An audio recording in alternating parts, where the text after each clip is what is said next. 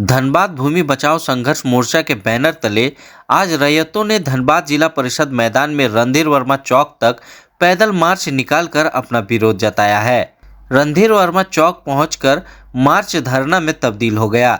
यहां बोलते हुए वक्ताओं ने कहा कि रिंग रोड के लिए रैयतों की भूमि अधिग्रहण के बाद अब तक उन्हें मुआवजा नहीं मिला है। साथ ही आरोप लगाते हुए कहा कि लगभग 237 करोड़ की भूमि अधिग्रहण का भुगतान गलत लोगों द्वारा लिया गया है। फर्जी कागजात के आधार पर रैयतों की जमीन हड़पने का काम अंचल कार्यालय में व्याप्त भ्रष्टाचार के कारण हो रहा है। मौके पर मौजूद एक रैयत ने बताया कि उनके 34 डिसमिल जमीन के बदले 6 करोड़ का भुगतान फर्जी कागजातों के आधार पर दूसरे लोगों द्वारा ले लिया गया है।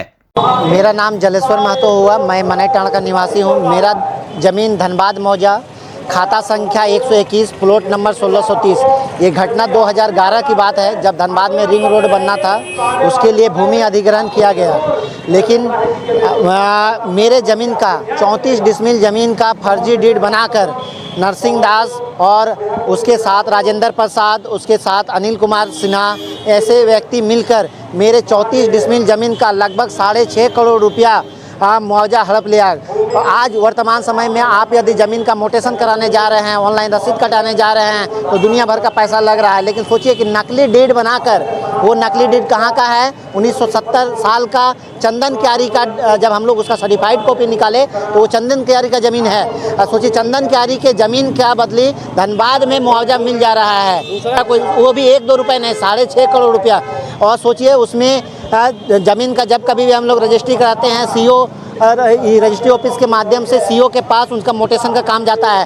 सीओ एलआरडीसी के पास आवेदन को सत्यापित करने के बाद उसका मोटेशन किया जाता है, रसीद काटा जाता है। सोचिए कि कितने बड़े बड़े अफसरों की मिली भगत से 1-2 रुपये नहीं, 6.5 करोड़ रुपए का मुआवजा हड़प लिया गया। चाह रहे हैं कि जो हमारे ज़मीन के बदले जो हमारा मुआवजा कोई और ले लिया, और उसको सज़ा होनी चाहिए, और हमारा मुआवजा हमें ब्याज सहित, क्योंकि 14 साल में यदि हमारा वो पैसा कहीं भी रहता तो कुछ ना कुछ हमको ब्याज मिलता, तो ब्याज सहित हाँ वो राशि चाहिए, क्योंकि ज़मीन हमारा तो मुआवजा कोई और कैसे लेगा। जब लोग लड़ता है तब तक लोग डरता है।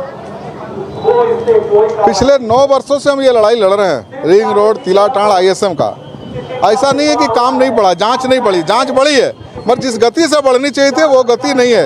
इसलिए आज हम धरना के माध्यम से सरकार को और अधिकारियों को चेता रहे हैं कि हम ये आंदोलन कर रहे, धरना दे रहे, अब शांति प्रिय दे रहे हैं, और अगला जो आंदोलन होगा हमारा वो उग्र होगा, और उसके लिए फिर प्रशासन को सचेत रहना पड़ेगा। क्योंकि जो तिलाटाण में आवास योजना के नाम पर घोटाला हुआ, रिंग रोड के नाम पर घोटाला हुआ, आईएसएम विस्तारीकरण के नाम पर घोटाला हुआ, गोलक बीसीसीएल के नाम पर घोटाला हुआ, चाहे वो बेलाटाण पीएचडी के नाम पे घोटाला हुआ, ये 237 करोड़ का घोटाला है।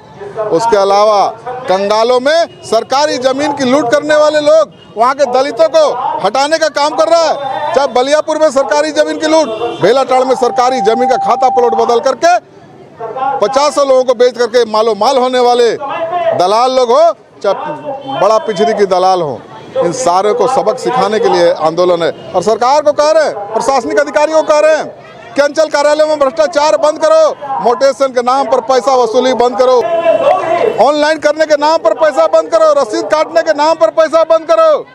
यदि नहीं करोगे तो अंचल कार्यालयों को भी हम लोग हुड़का जाम करेंगे, और उसकी जिम्मेवारी यहाँ के अधिकारियों की होगी। रैयत आए हैं, रैयत आंदोलन कर रहे हैं, शांतिपूर्ण कर रहे हैं। हम जुलूस लेकर जिला परिषद मैदान से यहाँ आए, धरना दे रहे हैं, और अगली लड़ाई हमारी जबरदस्त होगी। सैकड़ों लोग प्रभावित है, यहाँ तो हर दिन प्रभावित हो रहा। आप चले जाओ, बेलाटाण में 53 लोग जमीन बेच दिया, सरकारी जमीन एक भूमाफिया ने।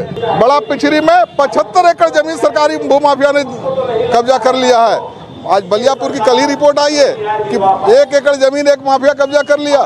कंगालों में एक माफिया यहाँ का जो नेता बनता है, वहाँ के दलितों को हटाने का काम कर रहा है और जमीन पर कब्जा करना चाहता है। ऐसे लोगों को हम चेतावनी देते हैं कि गरीबों की जिंदगी से खिलवाड़ मत करो, हाय लगेगी तो भविष्य तुम्हारा अच्छा नहीं रहेगा। जहाँ तय करेंगे और फिर आगे होगा, लड़ाई लड़ेंगे, लड़ाई छोड़ेंगे नहीं। कहावत है ना, जब तक तोड़ेंगे नहीं तब तक छोड़ेंगे नहीं।